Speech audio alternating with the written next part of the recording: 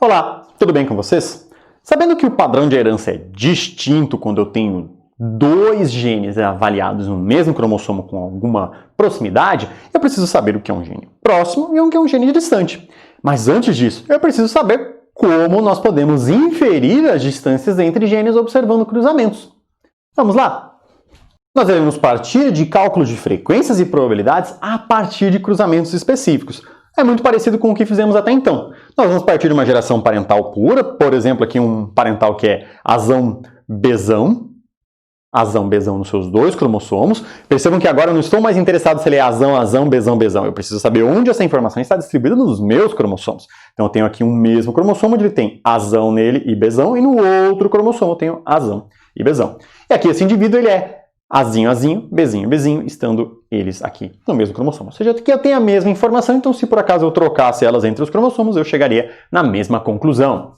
Os gametas possivelmente produzidos são gametas azão-bezão ou azinho-bezinho, que caso eu combine, eu vou ter um indivíduo diploide meiótico aqui com obrigatoriamente azão-bezão, azinho-bezinho. Percebam que ele é azinho, bezinho, mas essas informações aqui, elas estão no mesmo cromossomo. Tanto o azinho e o bezinho estão no mesmo cromossomo, quanto o azão, bezão estão no mesmo cromossomo, obviamente em posições distintas, com alguma distância entre elas. Eu vou realizar agora um cruzamento teste ou um retrocruzamento. Eu vou pegar o indivíduo com esta composição e cruzo ele com um outro indivíduo que seja homozigoto recessivo para todas essas nossas características. Colocando esse nosso cruzamento aqui em cima, nesse cantinho, nós vamos observar, então, a formação de indivíduos que apresentam um genótipo igual ao parental, ou seja, eu tenho um cromossomo azão-bezão e um cromossomo azinho-bezinho, ou então um cromossomo azinho-bezinho e outro cromossomo azinho-bezinho. São indivíduos que apresentam a mesma organização desses nossos genes alelos nos cromossomos igual ao parental. Entretanto, eu posso ter recombinantes surgindo desse processo, caso ocorra o crossing over. Eu posso ter um indivíduo azinho-bezinho, que veio lá do nosso cruzamento teste, assim como sempre temos esse azinho-bezinho aqui presente, mas que o cromossomo que veio deste nosso indivíduo de aqui, ele é azão-bezinho. Ou outro indivíduo que também tem um azinho-bezinho em um dos cromossomos do nosso cruzamento teste, mas no outro ele é azinho-bezão. Ou seja, esses dois indivíduos aqui foram formados a partir de um processo de gameta onde tivemos uma recombinação.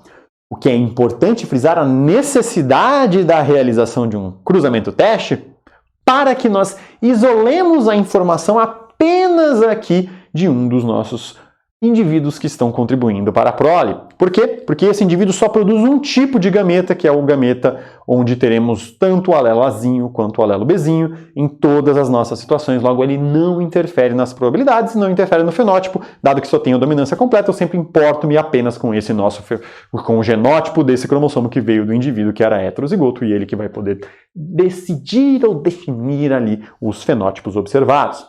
A primeira consequência que nós devemos levar em consideração é que é mais provável que o genótipo parental seja observado, ou seja, que essa organização cromossômica igual à do parental seja aqui observada. Então nós teremos uma proporção maior que 1/4, ou seja, superior a 25%. Já observando aqui os nossos gametas recombinantes, nós teremos uma proporção menor que 1/4, ou seja, inferior a 25%, uma proporção subrepresentada, enquanto essa aqui ela é hiperrepresentada. É uma maneira de identificar, olhando para a prole de geração F2 depois de um cruzamento teste, qual é a organização cromossômica desses nossos parentais. Se nós olharmos aqui para o experimento de Bateson e Punnett novamente, retornarmos ao mesmo para compreender o que estava aqui acontecendo, nós sabemos que esses nossos indivíduos aqui, Rzão, Rzinho, Lzão, Lzinho, eles foram cruzados e produzindo gametas como Rzão, Lzão, Rzão, Lzinho, Rzinho, Lzão e Rzinho, Lzinho. E eles produziram aqui essas nossas 4 classes fenotípicas. Eu parti de 2 indivíduos homozigotos puros e produzi essas nossas classes que já vimos que não respeitam a proporção de 9:3:3:1. Os genótipos delas estão aqui identificados, então tem o meu homozigoto recessivo aqui para os 2 genes, esse indivíduo que ele pode ser homozigoto dominante ou heterozigoto para os 2 genes e as nossas combinações intermediárias aqui. Relembrando esse nosso contexto, nós temos a coloração vermelha dada pelo alelo dominante Rzão e o grão de pólen longo dado pelo alelo dominante Lzão. A coloração branca é dada pelo alelo recessivo Rzinho e o grão de pólen curto é dado pelo alelo recessivo Lzinho. Então, logo, o branco e o grão de pólen curto só são expressos no fenótipo quando nós temos a homozigose dos mesmos. O que aconteceu no nosso cruzamento é que os nossos parentais, que eram Rzão, Lzão, Lzão, eles tinham essa disposição, ou seja, ambos os cromossomos eles eram idênticos. Qualquer gameta produzido seria obrigatoriamente Rzão, Lzão. Este outro nosso indivíduo parental ele seria Rzinho, Lzinho, então eles estavam também dispostos dessa nossa maneira, sendo os fenótipos vermelho pólen longo e branco pólen curto. Os gametas produzidos são somente Rzão, Lzão e somente Rzinho, Lzinho, gerando uma geração F1 que ela é obrigatoriamente Rzão, Rzinho, Lzão, Lzinho, mas que ela está distribuída dessa maneira, percebam aqui. Neste cromossomo nós temos o Rzão e o Lzão, e neste cromossomo nós temos o Rzinho e Lzinho. Eles estão no mesmo cromossomo, os alelos dominantes desses dois genes distintos, e no mesmo cromossomo os alelos recessivos desses nossos dois genes em avaliação.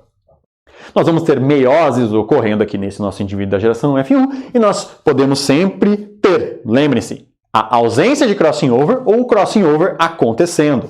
No caso da ausência de crossing over, eu vou produzir gametas do tipo Rzão, Lzão, e gametas do tipo Rzinho, Lzinho. Como nós podemos observar aqui embaixo, nós separaremos esses nossos cromossomos e teremos aqui um gameta haploide de cromossomos não recombinantes, ou seja, cromossomos parentais.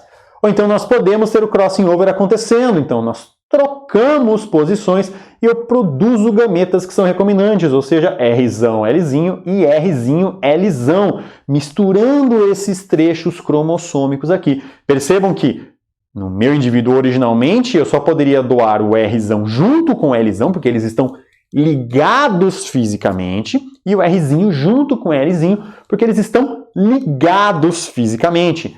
Agora, com a ocorrência do crossing over, nós podemos desligar esses nossos genes, recombinar e construir essa nova organização cromossômica. Se nós voltarmos então aqui para o nosso experimento inicial, nós temos aqui o Rzão, Lzão, Rzinho, Lzinho, esse nosso indivíduo da geração F1 com Rzão, Lzão, Rzinho, Lzinho, e nós podemos, com certeza, construir um quadrado de Punnett para avaliarmos essa nossa característica. Só que agora é extremamente importante, nesse nosso quadrado de Punnett, eu levar em consideração a disposição desse nosso alelo no mesmo cromossomo aqui. Percebam, aqui eu tenho o nosso parental e aqui eu tenho outro parental, enquanto que aqui eu tenho esses nossos recombinantes, a mesma coisa aqui em cima. Se nós olharmos para as possibilidades, nós continuaremos tendo 16 possibilidades. Essas possibilidades que aparecem em 9 quadradinhos aqui, que são combinações Rzão com Rzão ou Rzinho e Lzão com Lzão ou Lzinho, elas continuam ocorrendo sem nenhuma alteração e sem nenhuma diferença. Outra possibilidade são os Rzão alguma coisa, seja Rzão ou Rzinho, Lzinho, Lzinho, que estão aqui sendo formados especificamente esses dois por gametas recombinantes. Outra possibilidade aqui é termos indivíduos que são do tipo Rzinho, Rzinho, Lzão alguma coisa, seja Lzão, Lzinho ou Lzão, Lzão. E por fim, nós temos os indivíduos Rzinho, Lzinho, Rzinho, Lzinho, que são formados única e exclusivamente por gametas parentais. Como consequência, nós teremos aqui classes parentais com ou sem permuta e classes recombinantes apenas com permuta. E nós teremos uma diferença de quantidade observada nessa geração F2 aqui, caso eu não faça um cruzamento teste, caso eu faça como aqui eu realizado, um cruzamento entre dois indivíduos heterozigotos. Percebam que eu tenho aqui nessas nossas pontas apenas indivíduos formados com gametas parentais, ou seja, só Rzão junto com Lzão e só Rzinho junto com Lzinho. Então nós teremos um enriquecimento desses genótipos. Nessas posições aqui que formam esse nosso quadrado aqui ao redor, nós temos indivíduos que têm um gameta parental e um gameta recombinante. Nós já teremos uma redução dessas probabilidades desses indivíduos aparecerem. Mas essa redução não é tão grande quanto a redução dos indivíduos que são formados por dois gametas que passaram por um processo de crossing over de recombinação. Percebam aqui, eu tenho indivíduos Rzão, Lzinho, Rzão, Lzinho. Esses nossos indivíduos aqui, eles apresentam recombinação na formação dos dois gametas, tanto recebidos de um parental quanto recebidos de outro parental ali. Então nós observamos uma variação maior nessa nossa situação, uma característica onde aqui nós teremos o maior desenriquecimento, ou seja, a menor quantidade, a menor probabilidade desses tipos de combinação ocorrerem. E aí nós compreendemos por que nós não podemos realizar o processo de cálculo de distância utilizando um cruzamento na geração F1 com o indivíduo da geração F1. Porque eu deveria levar em consideração simultaneamente as frequências de todos eles e toda essa distribuição genotípica diferente. E nós temos acesso apenas ao fenótipo observado e não necessariamente ao genótipo. Assim, é importante realizar um cruzamento teste quando nós temos por objetivo calcular as distâncias entre duas posições do cromossomo. E aqui nós podemos realizar, então, esse nosso cruzamento teste. Com qual indivíduo aqui abaixo representado vai ser cruzado com um membro da F1? Então, entendamos aqui que essa é a nossa geração F1, Rzão, Lzão, Rzinho, Lzinho. Ela deve ser cruzada com um desses indivíduos para realizar um cruzamento teste. Qual será ele? O indivíduo C, que é Rzinho, Lzinho, Rzinho, Lzinho, ou seja, ele apresenta os dois cromossomos iguais e, portanto, nós não teremos uma alteração por conta de crossing over ocorrendo aqui nesse nosso indivíduo, lá na nossa proporção observada na prole. Isso não significa que não está ocorrendo o crossing over aqui. Pode tranquilamente ocorrer o crossing over. Entretanto, vai ser trocado Lzinho por Lzinho. No final das contas, fenotipicamente, nós não teremos nenhuma alteração e por isso que esse indivíduo aqui ele não vai impactar o nosso fenótipo final. Então, pegando o indivíduo que vocês adequadamente indicaram ali, o nosso indivíduo Rzinho, Lzinho, Rzinho, Lzinho, cruzando com o indivíduo Rzão, Lzão, Rzinho, Lzinho em cromossomos organizados em cromossomos dessa maneira, nós teremos que este indivíduo só produz o gameta Rzinho, Lzinho do tipo parental e esse indivíduo pode produzir gametas parentais ou gametas recombinantes, ou seja, gametas parentais nessa nossa situação Rzão, Lzão ou Rzinho, Lzinho e os gametas recombinantes nessa nossa situação sendo Rzinho, Lzão e Rzão, Lzinho. Se nós observarmos os indivíduos aqui gerados, nós teremos esses dois aqui sendo produzidos a partir dos nossos cromossomos sem recombinação. Percebam que eles têm flor vermelha e pólen longo, flor branca e pólen curto. Eles têm exatamente a mesma classe fenotípica lá dos nossos parentais originais. Nós não temos mistura dessas nossas características.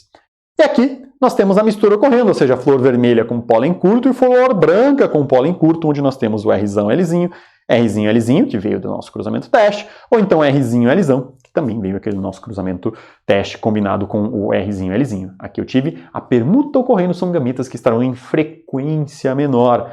Se nós observarmos o resultado esperado aqui, nós teremos um total de 450 indivíduos aqui e 470 indivíduos aqui, ou seja, eu enriqueci essas minhas características. E aqui nós teremos um total de 42 e 38. Como essa linha aqui não influencia, ou seja, esse gameta sempre era o mesmo, essas proporções são proporções que nos representam a ocorrência de crossing over na formação de gameta deste indivíduo que foi cruzado. Eu posso avaliar de uma maneira um pouquinho mais simplória ainda. Eu separo simplesmente quem são os parentais e quem são os recombinantes. E eu somo esses valores. Percebam aqui, se eu somar esses indivíduos, eu tenho 920 parentais. E aqui eu tenho 80 indivíduos que apresentaram gametas recombinantes na formação do seu zigoto.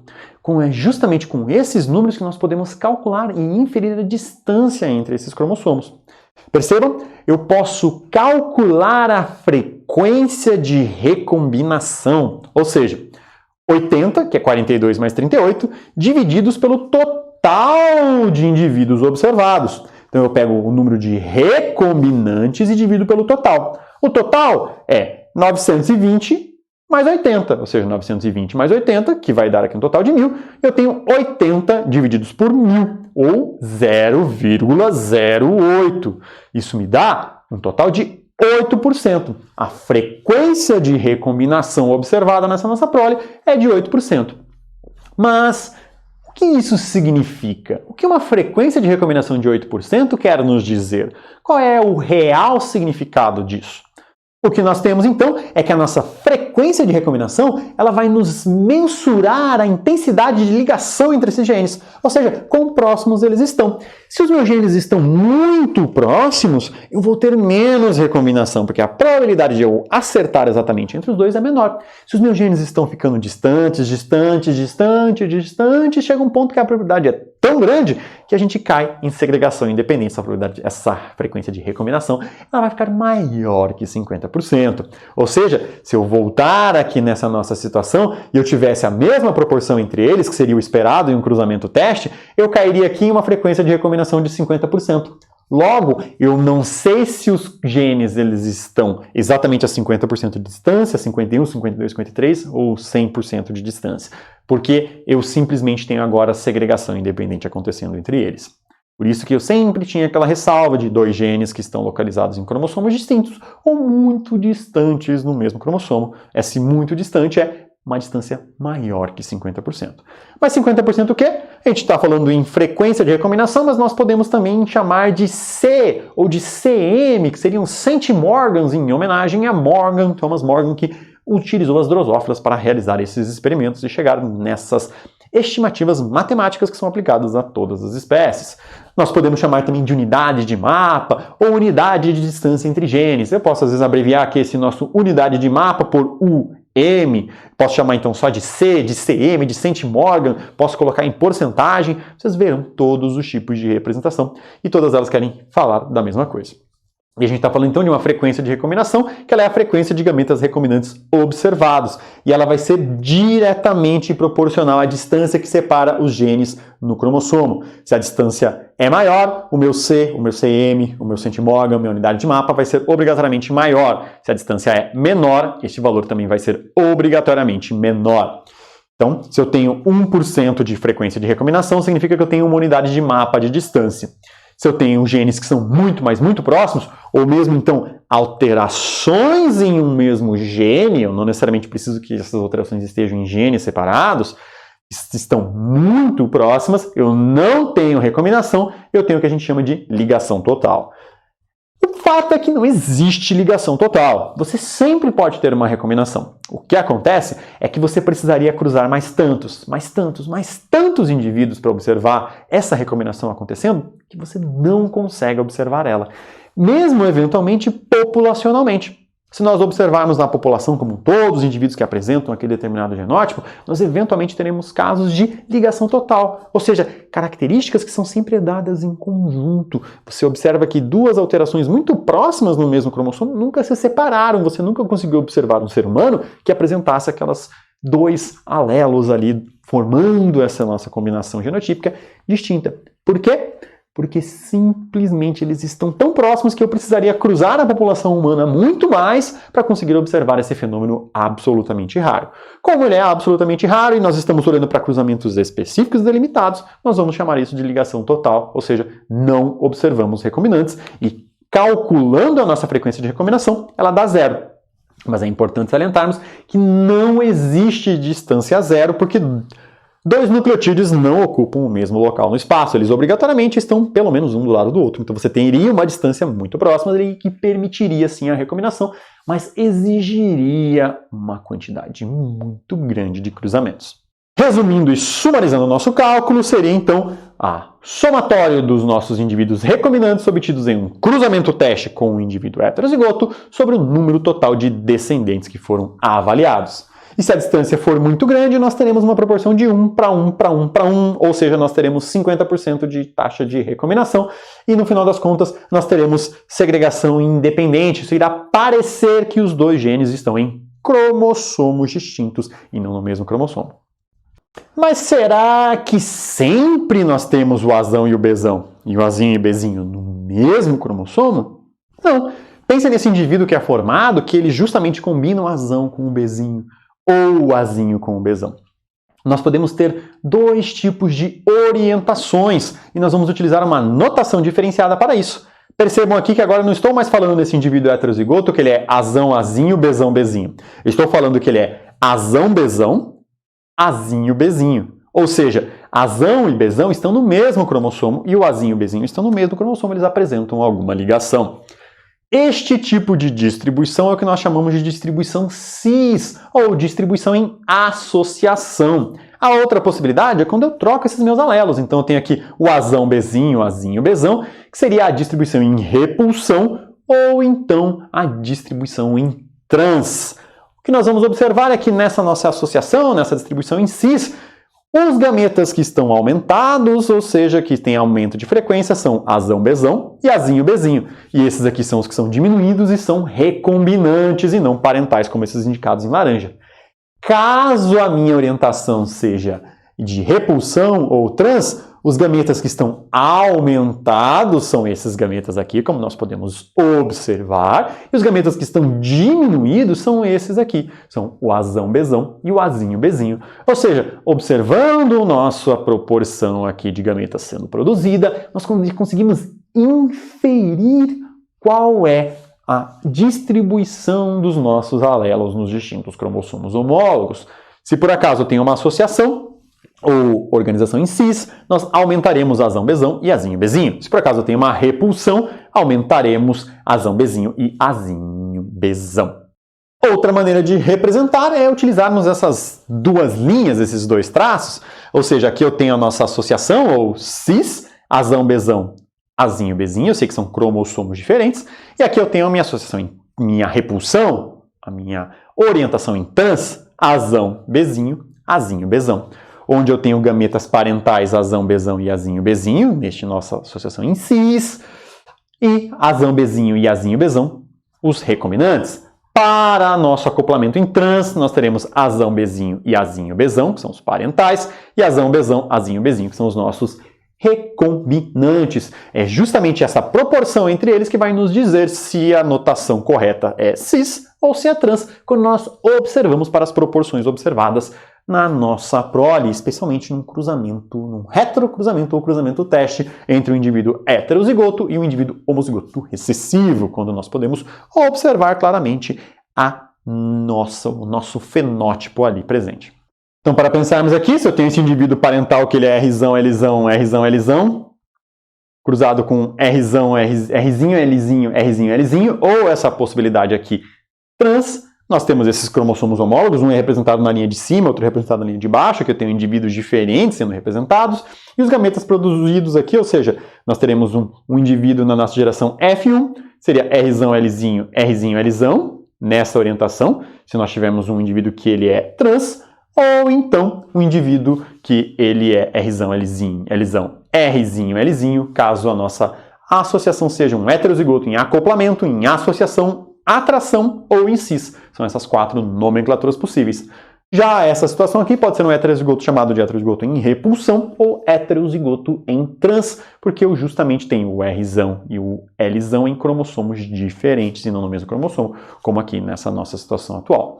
Lembrando sempre que eu estou falando de posições distintas, que aqui no nosso caso são genes diferentes, mas poderiam estar, por exemplo, dentro do mesmo gene, posições do mesmo gene distintas. E retornando aqui para o meu cálculo, quando eu tenho ligação total, ou seja, 0% de permuta, o que acontece em situações de associação e repulsão é que eu só observo um dos tipos de classes. Então vejam aqui, eu tenho azinho-bezinho e azão-bezão, quando eu tenho um indivíduo cis, e eu não observo azão-bezinho e azinho-bezão. Se por acaso ao contrário, eu não observo azinho-bezinho e azão-bezão, e só observo azão-bezinho ou azinho-bezão, isso significa que eu tenho um indivíduo trans com genes absolutamente próximos e que estão então com 0% de permuta ou com ligação total. Para revisarmos aqui alguns conceitos, o valor de C de 0,08 obtido no experimento de Bateson e Punnett significa o quê? Significa que a distância entre os losses no cromossomo expressa em 8% ou 8 centimorgan, ou seja, é justamente a distância entre esses nossos genes ali no cromossomo. Não é a frequência com que o fenótipo indicado pelos alelos envolvidos no processo de recombinação são demonstrados na prole necessariamente, porque se nós não tivermos um cruzamento teste, isso não será verdade. Também não será a nossa letra C, porque não é a proporção de erros durante a replicação do DNA, que leva à geração de novos gametas. Esses novos gametas são produzidos através do processo de recombinação. E não é o valor a ser comparado com a tabela de Ki quadrado para a avaliação de significância. Como resumo, então, temos que a recombinação é utilizada para medir a intensidade de ligação, ou seja, a distância entre os genes de um mesmo cromossomo. A distância é dada pela frequência de recombinação e é expressa em centimorgans, em unidades de mapa ou em porcentagem de recombinação. Quando a distância entre dois genes é maior que 50 centimorgan, ou 50%, ou 50 unidades de mapa, a probabilidade de permuta é tão grande que a análise da descendência será como a de uma segregação independente, ou seja, vai parecer segunda lei, mesmo não sendo, mas numericamente será uma segunda lei de Mendel, uma segregação independente. E a fase de ligação é o modo pelo qual os alelos estão dispostos em indivíduos heterozigotos. A gente pode chamá-la de acoplamento, ou atração, ou cis, ou então repulsão, ou trans. Mas por que será que Mendel não encontrou ligação em nenhuma das suas características? Se nós observarmos aqui, o tipo da cor da nossa semente amarela ou verde está no cromossomo 1 aqui indicado. Se nós observarmos, por exemplo, a inflorescência, se ela é axial ou se ela é no topo e a altura da planta, elas estão aqui no cromossomo 4, e Mendel não observou ligação. Qual seria o motivo para isso? Os genes que Mendel trabalhou estão localizados a mais de 50 centimorgans. Então, para ele, parecia que a segregação era independente. Então, depois, quando surgiu a teoria cromossômica da herança de Bover e Sutton, fazia muito sentido que eles estivessem em cromossomos diferentes, e só quando Thomas Morgan apareceu que nós efetivamente pudemos entender e compreender que, na verdade, estávamos falando de genes localizados no mesmo cromossomo, mas a uma distância muito longa. Assim sendo, espero que vocês tenham compreendido e entendido o que acontece quando os genes estão no mesmo cromossomo. Até mais e bons estudos!